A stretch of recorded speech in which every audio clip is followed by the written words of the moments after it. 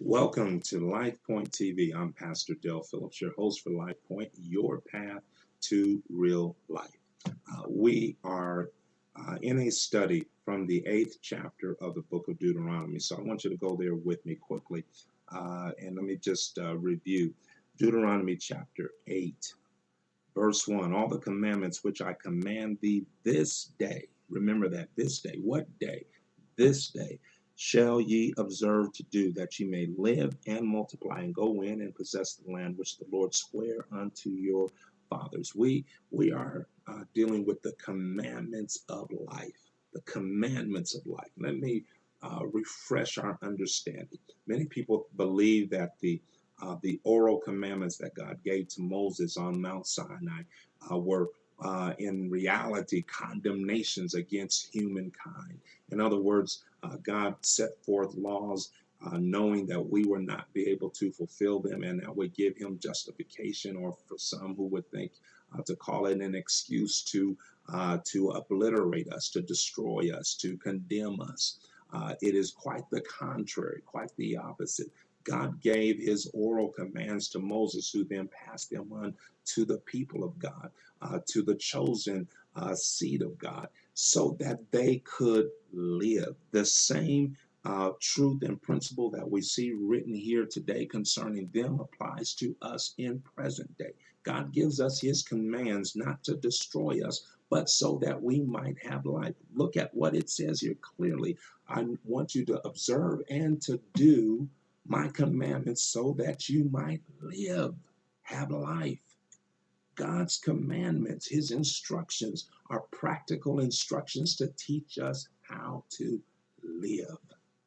God's not trying to destroy you. He doesn't want you to die. So he gives us laws and regulations, even dietary laws, to teach us how to properly eat. Gives us hygienic laws, teaching us how to care for our bodies, knowing that our body, our physical body, is a temple for his spirit to reside in. Here's the overarching teaching point.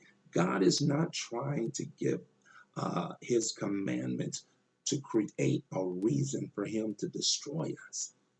He gives his commandments so that we can have life. I want you to live. How can I live? Observe, watch, become aware that my commandments exist. My commandments, there are laws that I have given that lead to life. Be aware of them, be conscious of them. Not only be aware and conscious, but do them, practice them. Make use of these laws, rules, and regulations. Let me depart just for a moment. In almost every um, area of life where there is order and there is structure, there are rules, laws, or regulations to maintain that order. Those rules are there for a reason, to make sure that everything stays in order, not to destroy, but those rules, those regulations are put in place to protect life. A simple example. There is a reason that there is a 55-mile an hour or 65-mile an hour speed limit.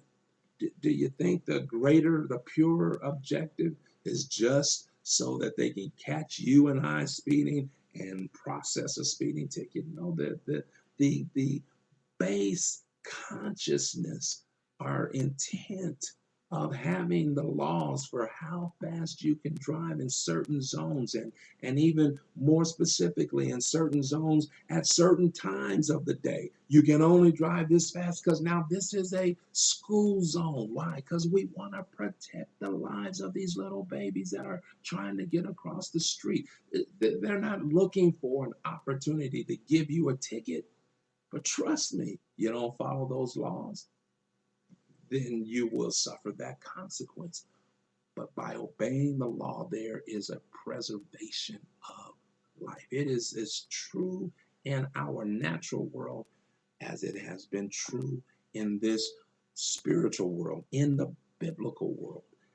God gives us his commands so we can live. So it says clearly, observe and do what I command so that you can live. Not only live, but so you can, watch this, multiply, reproduce, become productive. God gives us his commandments so we can be productive, reproducing his truth in every dimension of our life, becoming infectious where his truth allows us to reproduce truth in the hearing, in the relationships that we have with others. When they hear us, when they see us, when as they connect to us, we are productively transforming life, or providing life, sharing life with others. Let me tell you, when you have life, you are infectious. You give life to others.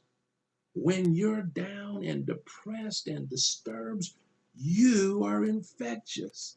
You also infect the lives of others with the negative, with the with the problems and the stress that you are carrying. What happens when you become productive?